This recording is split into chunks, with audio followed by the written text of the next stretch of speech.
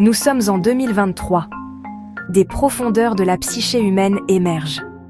Ce thriller psychologique canadien, écrit et réalisé par moi-même, Pascal Plante, a été présenté en première le 11 août, choquant le public du monde entier.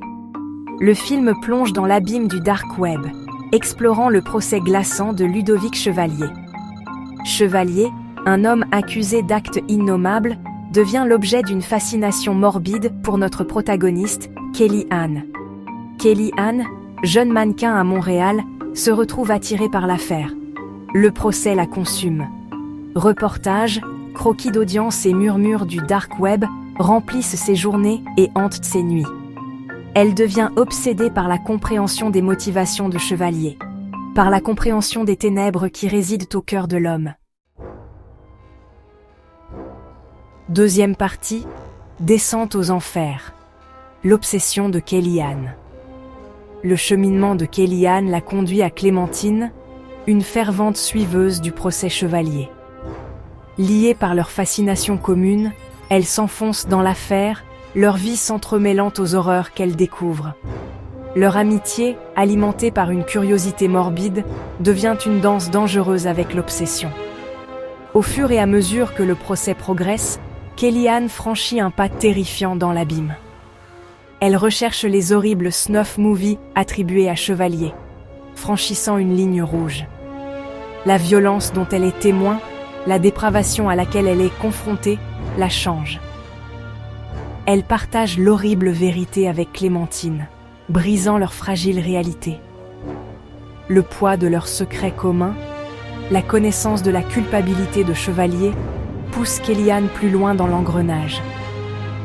Elle est consumée par le besoin de voir la justice rendue, de s'assurer que le monstre derrière l'écran subisse les conséquences de ses actes. Troisième partie. Acclamée par la critique, une symphonie de l'effroi. A été accueillie avec un succès critique retentissant. Rotten Tomatoes rapporte un taux d'approbation de 96% de la part de 78 critiques, avec une note moyenne de 8,1 sur 10. Ces éloges retentissants témoignent de la capacité du film à exploiter nos peurs primitives, à explorer les recoins les plus sombres de l'expérience humaine. Metacritic fait écho à ce sentiment, attribuant au film une note impressionnante de 81 sur 100, signe d'une acclamation universelle. Critiques et public ont salué l'atmosphère angoissante du film, son regard sans faille sur l'obsession et les performances puissantes de ses actrices principales. Juliette Gariepi livre une performance magistrale dans le rôle de Kelly-Anne, capturant la descente du personnage dans l'obsession avec une authenticité glaçante. Laurie Babin, dans le rôle de Clémentine, offre un contrepoint fascinant, mettant en lumière les effets dévastateurs du traumatisme indirect.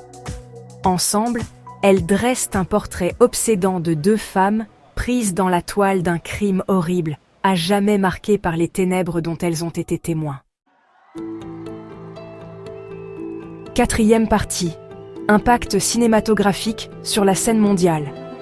A été présenté en première au prestigieux Festival international du film de Karlovy Vary, le 4 juillet 2023.